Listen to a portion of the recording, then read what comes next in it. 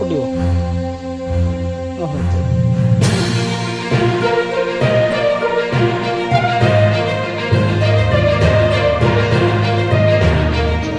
ଏ ହେଉଛି ବାଲିପଡ଼ା।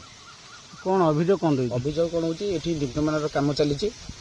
ଆଉ ଯେଇ ଥିବା ଅବସ୍ଥାରେ ଯେମିତି କାମ ହେଉଛି ଠିକ୍ ଅଛି, ଯେଇ ଗଲା ପରେ ତାଙ୍କ ମନ ଇଚ୍ଛା କାମ ଚଲାଉଛନ୍ତି। ୱାଲ୍ ନାହିଁ, ସାଇଡ଼୍ରେ ଯେଉଁ ୱାଲ୍ ଅଛି ୱାଲ୍ ଉପରେ ସିମେଣ୍ଟ ଚଢ଼େଇ ଦେଉଛନ୍ତି, ମନ ଇଚ୍ଛା କାମ କରୁଛନ୍ତି। ଆଉ এটা କେଉଁ ସାହି ରାସ୍ତା?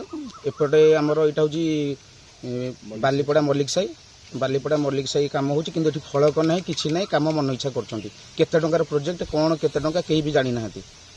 ଯେତେବେଳେ କାମ ଆରମ୍ଭ ହେଲା ଏ ବାବଦରେ ଆପଣ ଜାଣିଥିଲେ? ନାଇଁ, ମୁଁ ଜାଣିନଥିଲି। ମୁଁ ଯେତେବେଳେ କାଲି ଆସିକି ପହଞ୍ଚିଲି, ଦେଖିଲା ବେଳକୁ କାମ ଆରମ୍ଭ ହେଉଛି। ମୁଁ ବାଧ୍ୟ ହେଇକି ଆସିକି ରହିବାକୁ ପଡ଼ିଲା ମୋତେ। ଆଉ ନିମ୍ନମାନର କାମ କରୁଛନ୍ତି। ଯଦି ନିମ୍ନମାନର କାମ କରିବେ, ଗଭର୍ଣ୍ଣମେଣ୍ଟର ପଇସା ଏତେ ପଇସା ଆସୁଛି, ଲକ୍ଷ 2 ଟଙ୍କା ଖାଇବା ପାଇଁ ଚିନ୍ତା କରୁଛନ୍ତି। ଆଉ ଯଦି ସେ ଖାଇଦେବେ, ଆମେ ବାଧ୍ୟ ହେଇକି ବିରୋଧ କରିବୁ ଆଉ।